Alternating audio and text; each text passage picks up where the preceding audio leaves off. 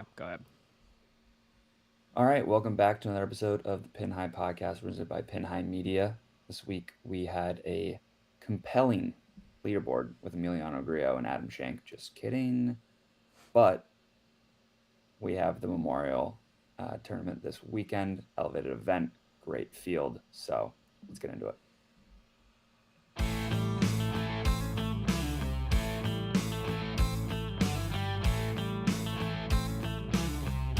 This is Jordan Spieth here, and This is the Pin High Podcast. Yeah, so let's get inside the ropes. Emiliano Grillo, I feel like, is one of those guys, much like Wyndham Clark when he won at the Wells Fargo, where I feel like a lot of people in like the Twitter community love to like put futures on Wyndham and Emiliano Grillo in hopes that one day it'll hit because like they're good players. Yeah, no, it's a good look. Somebody yelled Tommy Shelby after one of his tee shots. He's a compelling guy to watch, I feel like. So I just realized I was on mute for the last few lines, so That's you could hear okay. me, but no one else I could hear guess me. Jeek was on mute. But yeah, But Harry Hall. essentially we're just talking about Harry Hall. Uh, not much to really honestly, there's not that much to say about the Charles Schwab this weekend anyway. Like I said in the intro, the leaderboard was not very compelling. The names we just mentioned, Grillo, Shank, Hall. Hall's hat is really the only thing that made it Yeah, Harry like Hall's a hat again. funny Harry Hall, storyline. straight out of the 1940s, just you know, right into the modern game. But yeah, no, you've been on him, and yeah, good week. But Emiliano Grillo comes out with the victory. Mm-hmm. You get a lot for winning this tournament. I think you get the jacket, you get the trophy. I think there's a car or something that's in play this week that you get. You get a lot for I think you get a lot for winning this tournament. So even though it's not an elevated event, still get some nice prizes out of this one. Interesting. Yeah. I mean, like we said, they kind of got screwed the tournament by being right in between the PGA and the Memorial. It's a great tournament with a lot of history, so that kind of sucks. I bet that they'll eventually be an elevated event in the Yeah, at some cycle. point. I can't imagine they wouldn't be. Because I know next year Pebble is an elevated event, so that means somebody's leaving the cycle. So I guess it does look like they're going to cycle them in and out, which is nice. It's a pretty good golf course too. It doesn't yield the lowest score, which is always good to watch, I think. Mm-hmm. For sure. But let's move on to this week with which, in my opinion, has a little bit better of a tradition than the plaid jacket. It The has plaid milkshake. jacket is, for some reason, the plaid jacket is out at 4 or 5 different tournaments now. Like somebody just needs to take the plaid jacket. I'm pretty sure the RBC. RBC Heritage, the Charles Schwab, and I think there's one more. I think maybe the RBC Canadian or maybe another Well, the Arnold golf Palmer event. has the red sweater, but that's different. But that's different. But still, I think RBC Heritage needs the plaid jacket, and then the Charles Schwab needs something else. But besides the point. Yeah. But like I said, we got milkshakes this week. I saw the list of flavors. What are you going with? I didn't even look at the list of flavors. I remember we mentioned the Buckeye the last time we were talking about this. Personally, not mine. Yeah, I'd probably get the Buckeye just because it's like what they're known for, but I'm also maybe allergic to nuts. I haven't found out yet, so I'm going with Oreo. The Oreo is usually a can't miss. The Twix is intriguing to me. I've never tried a Twix milkshake before. Ooh, Twix sounds really good. Caramel. Yeah. So maybe I would go with that, but yeah, they're available all week in player dining. Yeah, kind of nice. Don't have too many milkshakes. No. Somebody was posting about that. I think it was Chris Gotterup because he got the invite this week. He was like, I gotta contain myself. Yeah, maybe it's like you shoot below 60 something, you have yourself a milkshake. But if you don't play that well, maybe you don't indulge. It's an interesting tournament this week because you have some major like conditions. It's maybe not major like, but like it is like a Torrey Pines, Bay Hill type setup. Yeah, Jack sets up this course very as close to a major as you can without it actually being a major. Maybe the greens aren't as running as firm as they The would be greens at are a very major. pure. But yeah, he likes the high rough. They have extended the golf course in the last like 2 years. If you remember, he like Playing above ripped it up. 75. Yeah, Yeah. it's playing pretty long. And it's an elevated event, so you have pretty much the best players on the PGA Tour playing this week. I don't think anyone's skipping this week of note. So, uh, yeah, it's always a good tournament to watch, and I think it's gonna be another really good one this year. Yeah, and I mean, it's obvious that John Rahm and Scotty Scheffler, you look at those two and you're like, how did these guys not win this week? How does one of them not win this week? But we're not going to talk about that because like Michael Kim said when he was putting together his perfect golfer, I didn't use John Rahm or Scotty Scheffler because it just would have been boring. They're good at everything. They're the best at everything. Yeah, and you could almost Patrick Cantlay is almost a guy that you could not talk about this week as well. Like he has good history here, and like I feel like he's a very popular pick, and I think he's the third favorite. So those are three guys already Yeah, that I just like have a really good chance. Cantlay's just such a snore. Yeah, But but he is playing well. He's got Joe Acava on the bag, and he's won here before. Now it was yes. gifted to him because John Rahm had the withdraw, but still. So let's talk through some of the guys that I like that I put in the group chat. In this top tier, I'd say Hovland and Fitzpatrick are two of the guys that I really like. They're positive gained or they've gained strokes on bent grass within the last year. They're up there in the field. I think like top 10 maybe in strokes gained putting on bent grass, maybe top 15.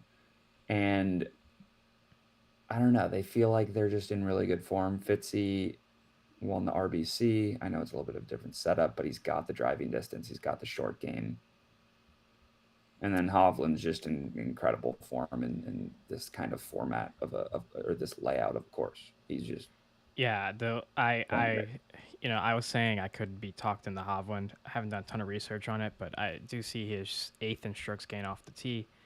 Mm-hmm. That's definitely something to look at this week with just how long the course is playing, and also you do want to keep it in the fairway, which I think Victor's done a pretty good job of this year. It's the putting that lets him down, but you said he's putt well on bent grass, so maybe it won't be that And bad. people always say Victor's short game, like he doesn't have it. But it's like, well, sometimes he just out approach like stroke out ball strikes the course and it doesn't matter that his short game's not that good. Yeah, and like his his strokes gain around the green is not very good, but his strokes gain approach, like you said, is I think at 11th. Strokes gain putting is at 102, but again, you have to bring in the bent grass. So Yeah. yeah, and then like I said, accuracy is probably pretty important this week. He's 27th in driving accuracy, but he also has the distance. He's in the top 50 in driving distance. So yeah, Victor does feel like a good pick for me. I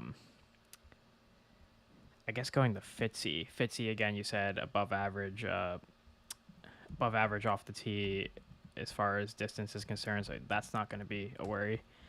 Trying to pull up the stats here. If they load.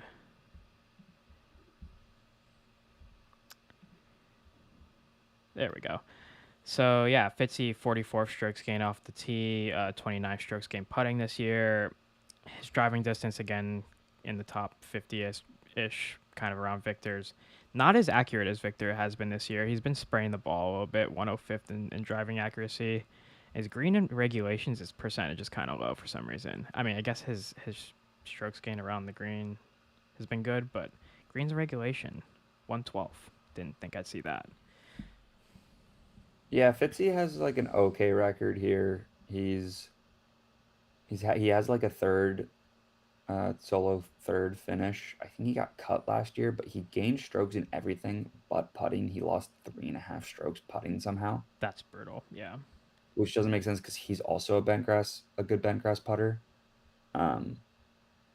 But I don't know. Like I feel like that's kind of an enigma for Fitzpatrick, and it could be a bounce back year for him. Yeah, I think like between the two of them, I probably lean Hovland. I think the form's just there. It's an elevated event. There's a lot of After watching him in the majors this year, like he hasn't come out of a major this year, but he's been very good in the majors, and he kind of has a game that could work around here. What about some guys like kind of going off the board a little bit from the top 10? So going off the board a little bit, like Shane Lowry, he has incredible course history here, like unreal. He hasn't won, I don't think, but he has a lot of top finishes. I like Hideki. He's a former winner. He's kind of slept on. And then really off the board, Ryan Fox. He's quite off the board for somebody who finishes so well in courses that in layouts that are like more difficult. Yeah, interesting. That's not one that I have really heard about, but yeah, that could be a way off the board pick. I feel like he's a good DFS add into like a DFS lineup. He's probably not that high salary either. Yeah, I think he's 7,100 on DraftKings. Yeah, so maybe something to look into there. Not really sure when it comes off the board to me. I mean, the Gala kind of off the board. He's in the similar He's not that off range. the board. He's in a similar range as Shane Lowry, I guess. They actually have the same exact odds. I kind of like him this week a little bit. Again, he has the kind of distance accuracy kind of together model that works pretty well here. About him is all about the putting, if he's going to be putting well, but that's a handful of guys are like that. And I really just want to see him win a tournament at some point, but I think he'll contend this week. I'm not sure if he'll win. I feel like I got to mention Scory. I mean, yeah, Scory's an obvious one. Like, he's played well at Oak Hill, which is like, difficult setup. He's had good finishes here in the past. Like, this is, of course, for him. I don't know if he can win it, but seems like a place where he finishes like in the 7 to like 13 range. Yeah, I mean, I think we've mentioned a lot of names. I think Victor's going to end up being our pick. Yeah, I think Victor should be the pick. I agree. Who won this event last year? Billy Horschel won last year? Yeah, random. I guess that's one question we should ask ourselves is who is the potential Billy Horschel of this year? Because if you pull up Billy Horschel's data golf, you can kind of see his form leading into last year's event. He's a little bit better than he has been this year. He's been dodgy. But going into last year's Memorial, he's cut the Charles Schwab, 68th PGA Championship, second at the Zurich, T21 RBC Heritage, 43rd at the Masters, and he had some really good finishes during that stretch of like golf, like Farmers Insurance through Players. So like he was playing a lot better last year. So I guess the question is, who's somebody kind of like a little off the board but playing well in really good form? It's a good question. I feel like this year, just because it's an elevated event, one of the top guys is going to end up winning. But it was a good field last year, though. It's always a good field. Right now, is it? Gotta look at the previous results. Is it Keith Mitchell is a guy like that, maybe? You think? I mean, he's not really playing well, honestly. Like his last two events have not been great. He's made cuts, but he's not playing that well. But he did finish. Well during that he did play. I think he finished T18 here last year. He did play well at some point this year, and his like driving has been so good this year. third in total driving, 4 strokes gain off the His tee. approach has been really bad. He's lost strokes in his last 6 It's events. crazy. Usually you see it the opposite, where it's like your ball striking is good throughout, and then your putting and chipping is bad. Keith Mitchell is like everything is good except for his approach, which is very interesting. Yeah, he's not playing great, but like honestly, I could see it because this is a similar makeup. I'm looking at the data golf as what Billy Horschel was last year leading into this event. And what did Billy Horschel finish in 2021? Not sure. Do you have him up? Do not. He finished 67th. Okay, well, Keith Mitchell played a little bit better here last year. Yeah, I don't know. I feel like it's just not it's not going to be a Billy Horschel type of guy, but I could see a guy like Keith Mitchell playing well, getting himself into the top 10 maybe. But these elevated events, I feel like they're dominated by the studs, and Victor Hovland is Maybe definitely like one of a those Keith guys. Mitchell top 10. Yeah. Sure, why not? Okay, yeah. So I'm on Team Victor. I think I would like to see Victor here. I could definitely see Victor winning here. And he's kind of the hot hand. Yeah. Anybody else you want to point out? Like, I feel like I'm throwing darts right now. Chris Gotterup's in the field. He's a bomber. I just like elevated event. I'm not sure. No, I'm just saying. Yeah, like, guys he's there. that play well. I mean, again, would always love to see Ricky play well. Not sure Ricky, if it he's is. literally He's just been Mr. in like good top form. 20. Yeah, He's Mr. Top 20. He was Which- 6th last week. which is good. Yeah, he just needs to get a win at one of these places. Then it could be the year of Rookie 2024. Could be. Let's get in the clubhouse in the week. We played together on Sunday. We had a nice little foursome going for 9 holes, 11 holes. My game's not in a great place right now. Your game's pretty good right now. I'm in like a very back and forth with my game at the moment, but yeah, it's all just right. I haven't played much recently because I've been traveling and it's tough when you not. I'm in an okay spot with my game, I guess is the way to say it, and it has been for weeks, just an okay spot. Yeah, I played before we played, the day before we played. It was just bogey golf season. It's just making a lot of bogeys. I mean, like, wasn't really making doubles. Not necessarily a bad thing. No, but it still was. I made like one birdie, I think, but it's bogey golf season, which is okay. If anybody has any tips for somebody to stop closing their club face at impact, let your boy know. Because if I get that figured out, I think that's the key. Game over. The key to victory. The key. Stop closing my club face at impact. That's literally my issue. Yeah, I'm out of golf tips at this point because I have a 2-way miss. It's been okay. It's been okay.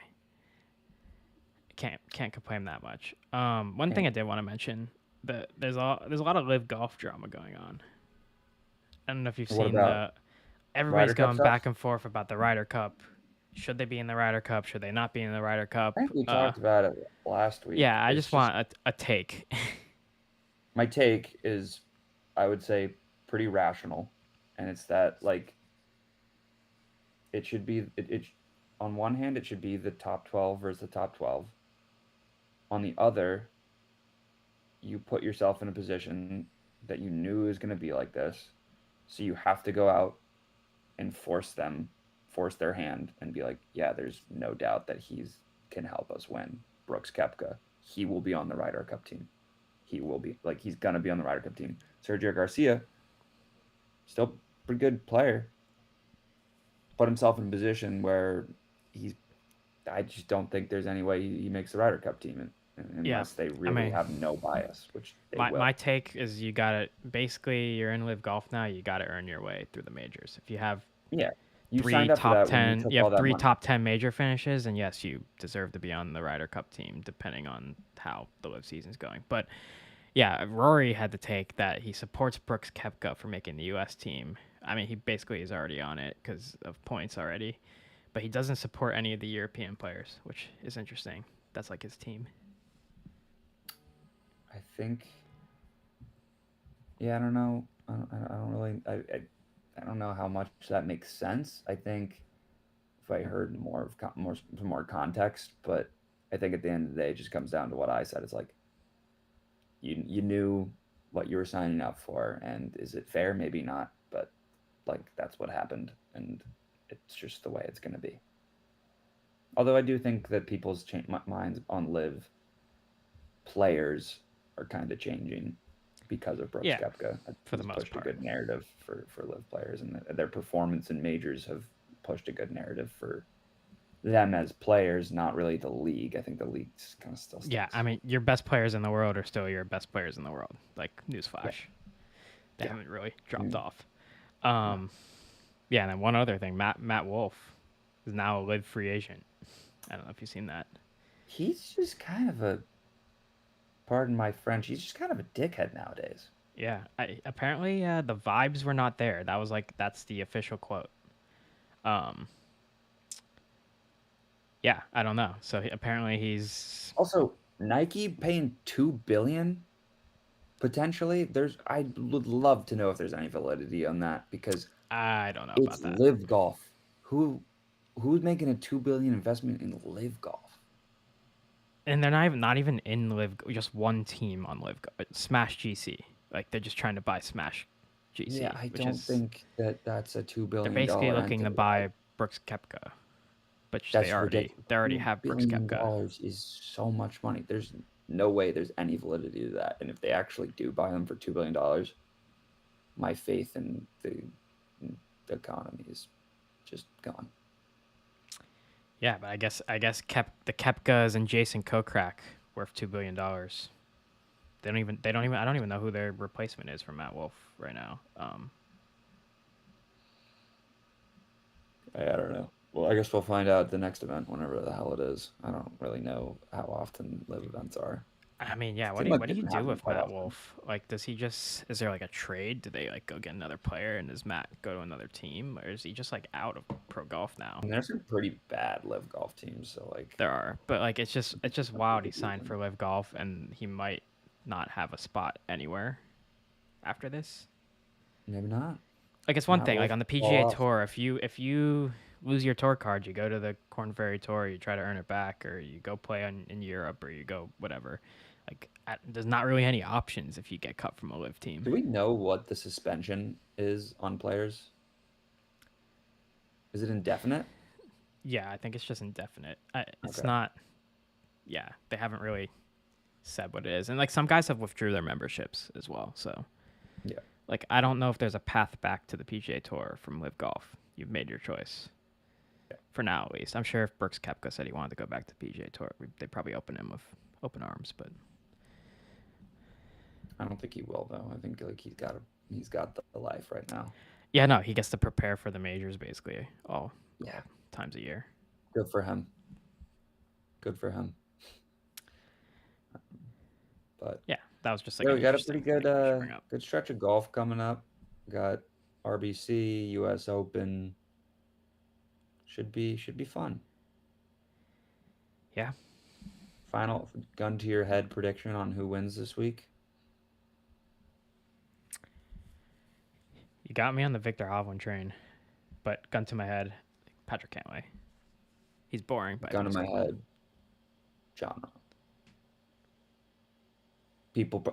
This always happens. Like he'll like miss the cut or not play well at an event, at like the PGA, and people are just like, "Oh, I forgot that John Rahm's like the best player in the world." And just like looking at Scotty Scheffler's finishes this year, like It's just go to his PGA Tour page and look at his just his results. I mean, when's the last time he's finished outside of the? Ridiculous. When's the last time he's finished outside of the top 15? The CJ Cup, October. So ridiculous. It's Just a lot of money is coming his way. He's already made $14 million this year, almost $15 million. wow. I mean, honestly, Rom and sinkers in there, I guess, but like other than that, like he has 4 wins in the last like 10 weeks. Not 10. 1, 2, 3. We're living in a world where we have some 12 good weeks. golfers. Yeah. Crazy. All right, that'll do it for this week. Enjoy the Memorial. Hopefully, Victor Hovland's drinking a milkshake on the 18th green.